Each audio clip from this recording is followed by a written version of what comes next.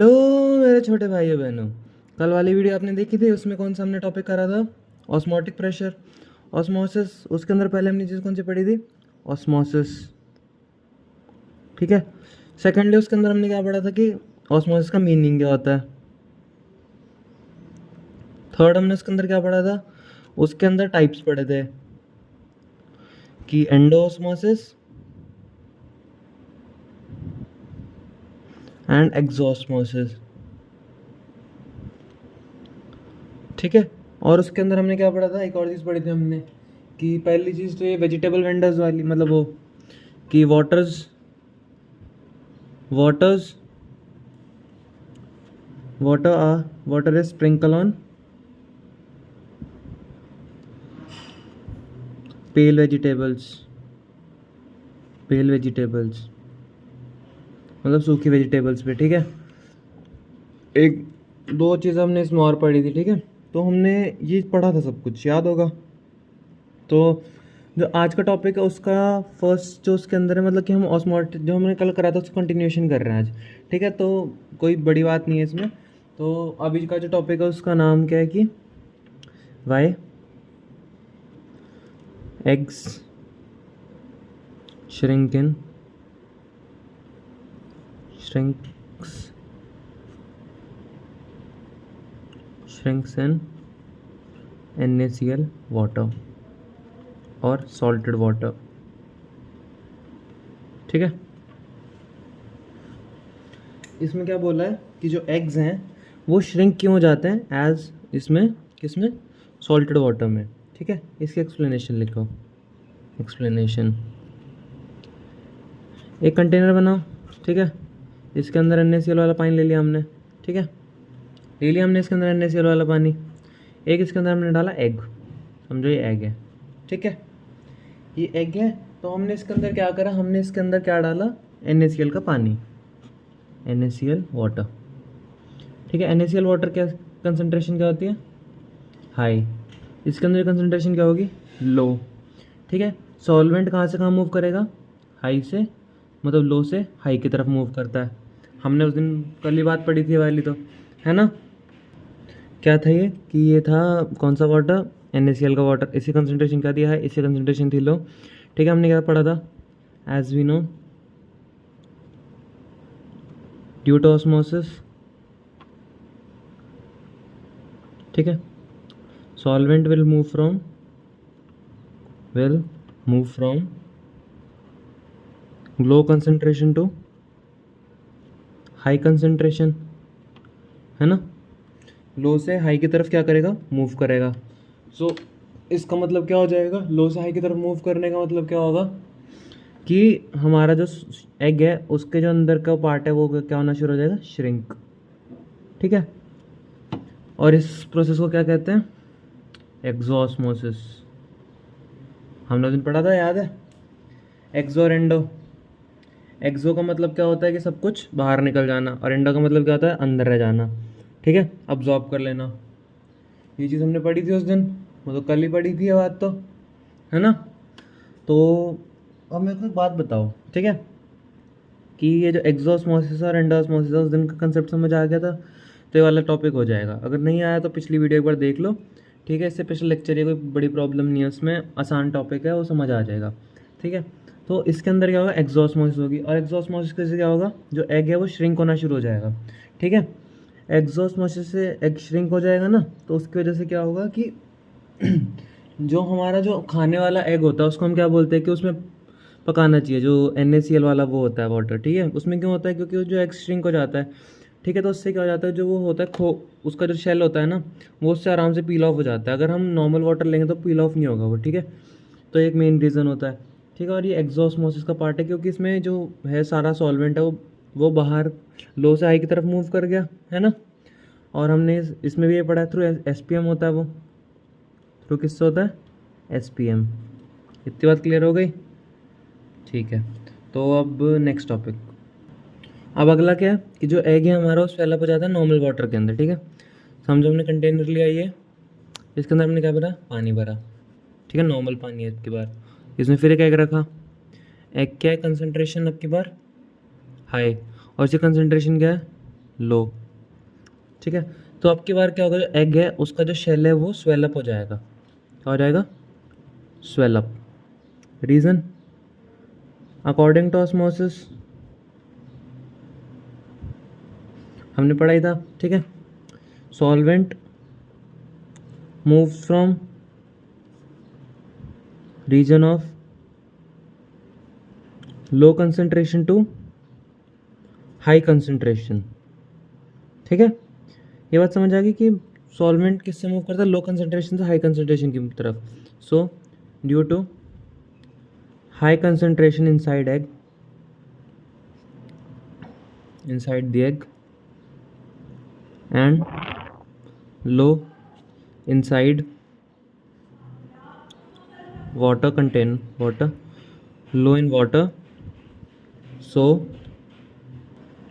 water will go inside the egg and it starts swelling up.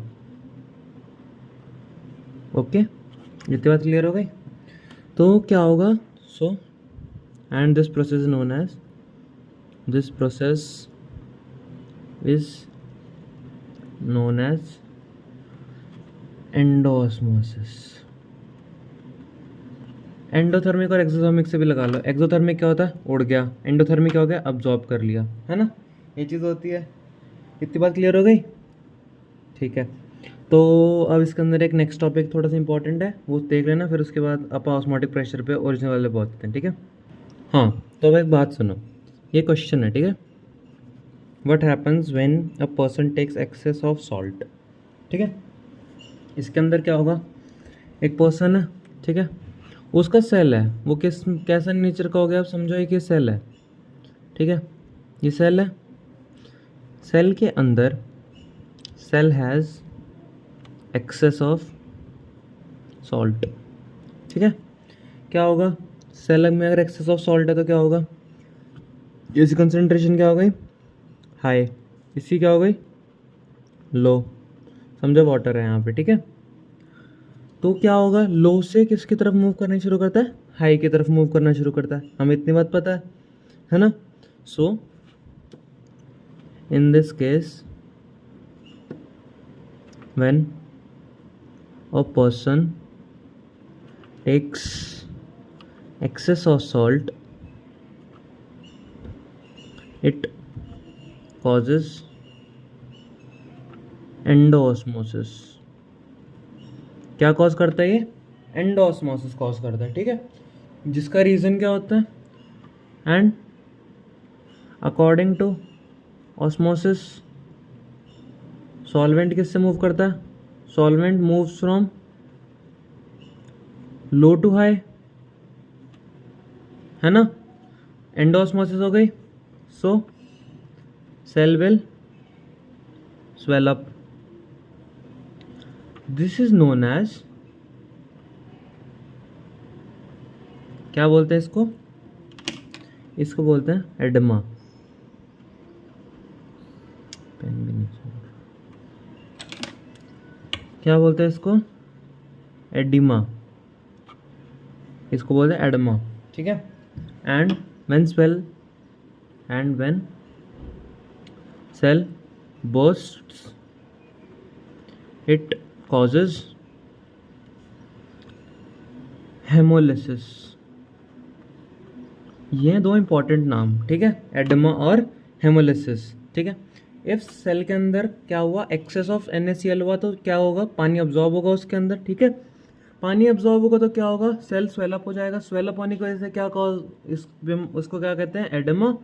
और अगर cell burst होगा उसको क्या कहते हैं, हेमोलिसिस, ठीक है। बहुत डेंजरस होता है कि अगर हम एक्सेस ऑफ सॉल्ट लें तो हमारे लिए सेल्स के लिए डेंजरस होता है, जो जैसे हमारी ये डिजीजेस को कॉज करता है, ठीक है। तो अपना नमक थोड़ा संभल के खाना चाहिए हमें, ठीक है। तो एक और चीज़ क्या है कि what happens if a person Yeats less salt, ठीक है। इसके अंदर क्या होगा कि अ पर्सन है, ठीक है, इसकी जो सेल है आपकी बार, जो इसकी सेल है समझो ये है, ठीक है। इसके अंदर कंसंट्रेशन क्या है, लो। इसके अंदर कंसंट्रेशन क्या है, हाई, वाटर है, ठीक है। अब पर बंदे ने क्या कहा, नमक कम खाया, ठीक है। तो हमारा सॉल्वेंट क्या करता है, मूव इससे यहाँ पे low concentration to high concentration, ठीक है। It is known as exosmosis, ठीक है, एक्सोस्मोसिस कहते हैं इसको। इतनी बात क्लियर हो गई ना हमें।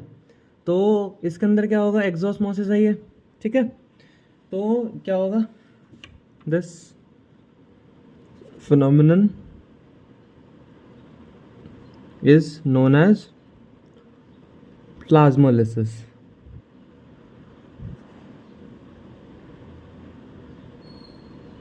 इसको क्या कहते हैं, प्लाज्मोलिसिस कहते हैं इस फिनोमिनन को, ठीक है। इतनी बात क्लियर हो गई। जो सेल को श्रिंक कर दे, cell shrink, plasmolysis, cell swell up, इसको कहते हैं हम, इसको हम कहते हैं एडेमा, EDEMA। और अगर बर्स्ट हो जाता है तो उसको कहते हैं, इसको हम कहते हैं, क्या कहते हैं बताओ, इसको हम कहते थे, बताओ क्या कहते थे, इसको हम कहते थे हेमोलिसिस, इसको हम कहते थे हेमोलिसिस, ठीक है। इतनी बात हो गई क्लियर, ठीक है। तो अभी आज का जो टॉपिक है, आज इतना ही टॉपिक है, क्योंकि आज का टॉपिक थोड़ा डिफिकल्ट है, तो समझना पड़ेगा एक बार इसको। इसका टॉपिक को तो 1 या 2 बार देख लेना, ठीक है। तो ज़्यादा कोई बड़ी बात नहीं है, ठीक है। और एक बार है ना स्क्रीनशॉट ले लो जो आज करवाया, ठीक है। जैसे हमने पहले ये करा, ठीक है, एग वाला था हमारा, श्रिंक और स्वेल वाला, ये लो और ये लो, एंडोस्मोसिस एक्सोस्मोसिस का, ठीक है। दूसरा हमारा क्या था, ये था, ले लो इसका स्क्रीनशॉट ले लो, ले लिया, ठीक है। तो ये जो टॉपिक है ये बस आज का इतना ही था, ज़्यादा नहीं था, ठीक है। तो इसकी टेंशन मत लेना। फिर कल हम करेंगे ऑस्मोटिक प्रेशर और थोड़ा सा कुछ हम पढ़ेंगे आरओ के बारे में, ठीक है। फिर इसका फॉर्मूला और कुछ एक क्वेश्चन और हैं, वो करके चैप्टर का दोबारा एक बार रिवीजन करेंगे, शुरू से शुरू करेंगे। एक बार हेनरीज लॉ से शुरू करके वन शॉट करते हुए, आधे घंटे का वन शॉट करते हुए, ठीक है, पूरा कर देंगे चैप्टर को, ठीक है। तो आज के लिए बस इतना ही।